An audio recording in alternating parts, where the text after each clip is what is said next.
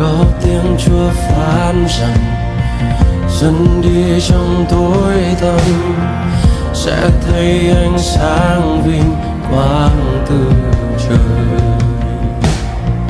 Chính Chúa đang giữ lời bạn Giêsu xuống nơi thế gian tìm được ánh sáng đời đời. Come on. Emmanuel, từ trời đã đến đến thế giới để cứu nhân gian lầm than. Oh, Emmanuel, từ trời đã đến Đức Chúa Trời với con người chúng ta. Emmanuel, từ trời đã đến đến thế giới để cứu nhân gian lầm than. Oh, Emmanuel, từ trời đã đến Đức Chúa Trời ở với chúng ta đời đời. Sing it.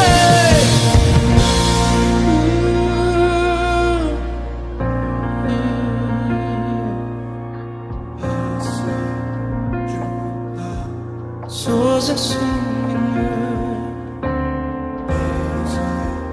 hãy đến. Yes, yes, yes. Chúa Emmanuel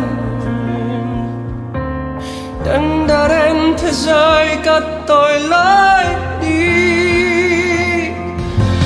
Hát dương chúc tan Chúa giáng sinh vì người. Come on.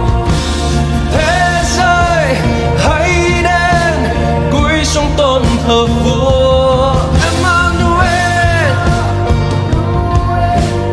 chính trên con từ trời về. Đấng đã đến thế giới cất tội lỗi đi.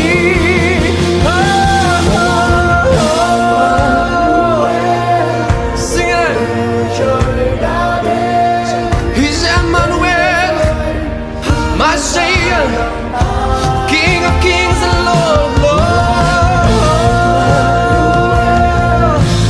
Đức Trời đã đến, Đức Chúa Trời ở với con người chúng ta.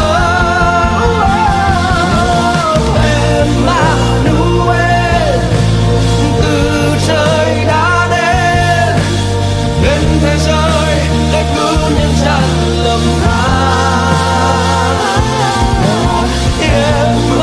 Emmanuel, từ trời đã đến Đức Chúa Trời ở với chúng ta đời đời. Ôi, Đức Chúa Trời ở với chúng ta đời đời. Hallelujah. Đức Chúa Trời